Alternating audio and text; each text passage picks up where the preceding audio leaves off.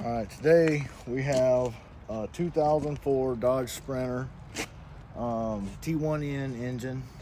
It's got the five cylinder 2.7 liter, and I got a fuel rail sensor bad.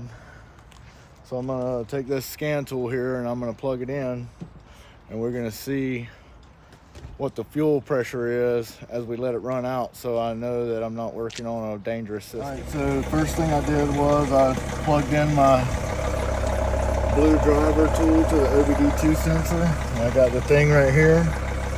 I got a check engine code. I'm going to read the code. All right, continue. Fuel pressure rail confirmed. And this is a Blue Driver. We're not sponsored by Blue Driver, but you hit up my producer Clint Polk on be in the description box. You might want to sponsor us. All right, so we'll go back and I'll go live data. So I got my fuel pressure PSI. Right now I'm reading 0.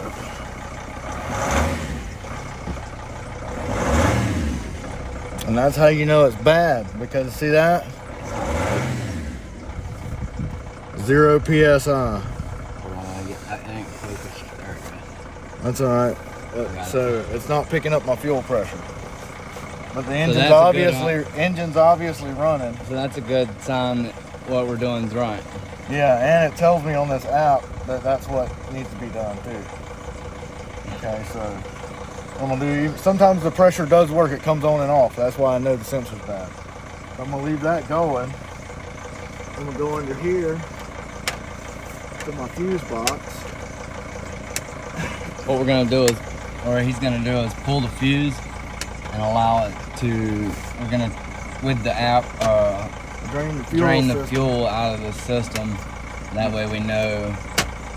But as of now, it's showing 0. So.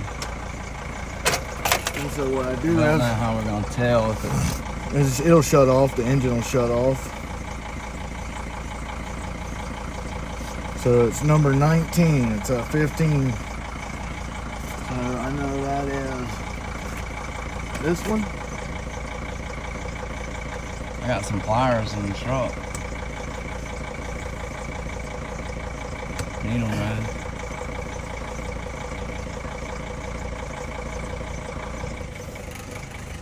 Now, I just relieved the van of its duties. You heard it shut off. All right, we're showing 0 PSI still with the computer. All right, so we used the electronic system to drain the fuel rail, and it kind of shut off pretty quick. So I'm gonna break it loose with a wrench, 14 millimeter, to make sure.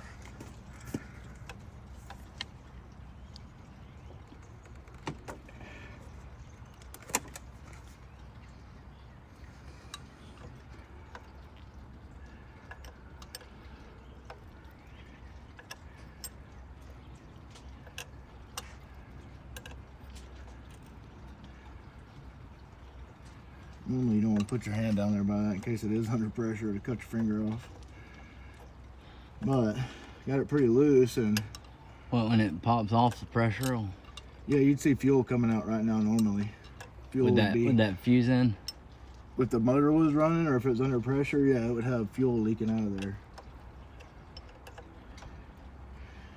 Alright, so I'm pretty confident that it ran out of fuel that quick. That's crazy. Yeah. As soon as I pulled the fuse, it ran out, but I had it out for a little second first. Yeah.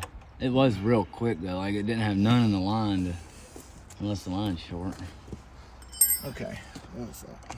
All right, next we're gonna remove the sensor. So I'm gonna take a flathead screwdriver and my thumb, pinch it, and just work it back with that screwdriver. You see how I did that? Uh-huh. That's the right way to take a sensor off. A lot of people break that clip. Yeah, I broke one on my truck the other day. All right, and all right, so once you're confident that you got the pressure relieved off of the system, I got an 1 1/16 socket here. It goes over the sensor. And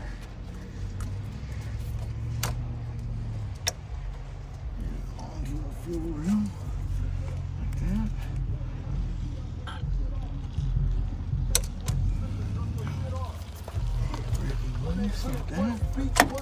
I got a ball. So we have broke the sensor loose with a breaker bar. Now removing the sensor.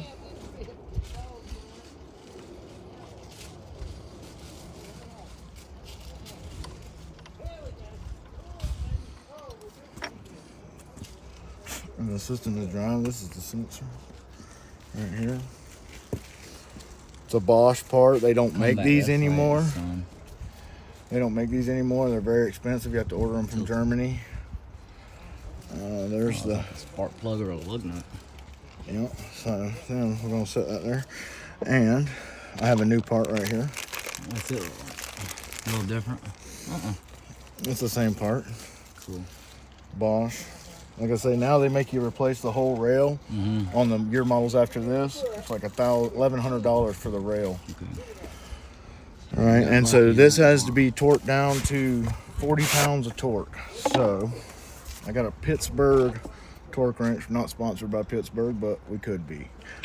Link in the description. All right.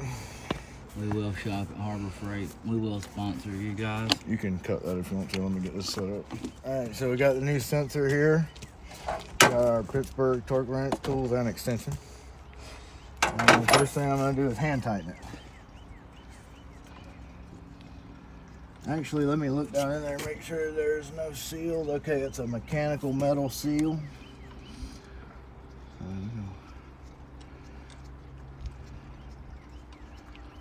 Get her going in there.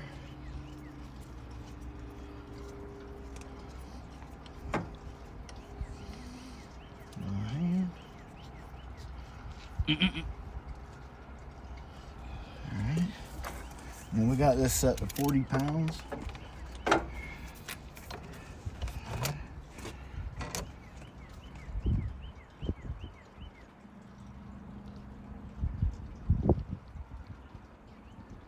That seems like a lot, don't it?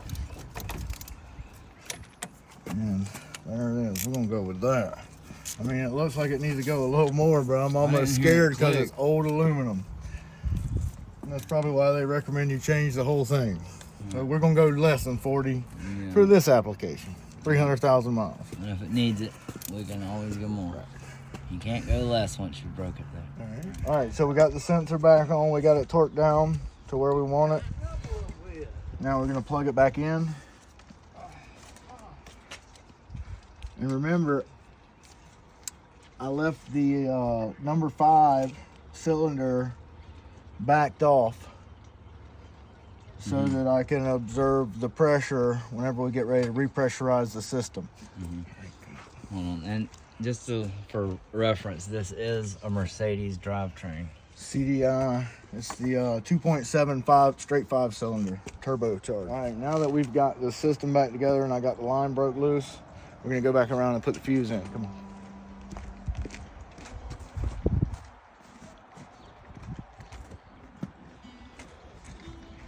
So I'm gonna put the fuse in and have my assistant Clint here turn the key for me in a second. Put the fuse in. Boom, fuse is in. All right, that's that one. All right, now what I'm gonna do is I'm gonna have Clint turn the key, and once I see fuel on the number 5 cylinder, I'm gonna tighten that nut back up. All right, go ahead, turn the key.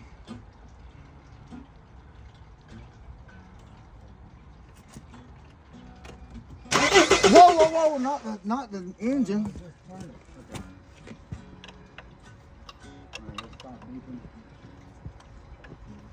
It's fast tracked it probably.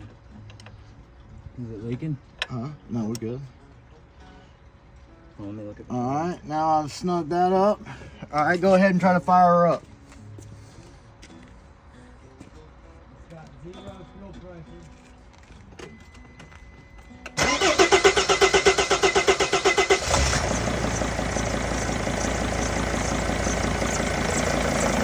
And there it is, folks. Are we getting a fuel pressure reading now?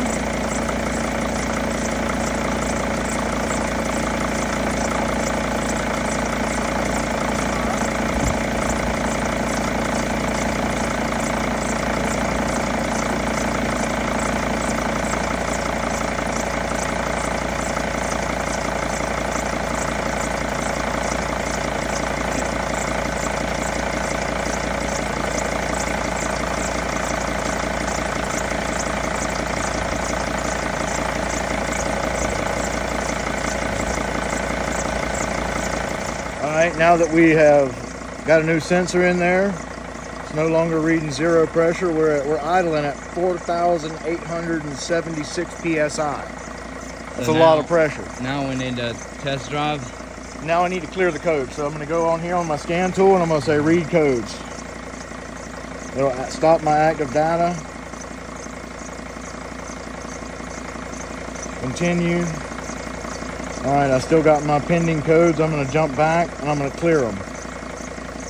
Clearing trouble codes. Gives you a warning, says don't do this if you haven't fixed the problem yet. It's now clearing the codes. And then we can go look on the inside and show a no. 0 codes confirmed. No check engine light. Yep, come on in here. And a proof of mileage. Which it's a diesel, so it's, that's believable. The check engine light's going off. And we got, hold on, we're not in view there. Yeah, you see it, 272. Is it focused? Mileage. No, it's not. And now it's time for the test drive. There now. Yep, 272. Now it's time for the test drive.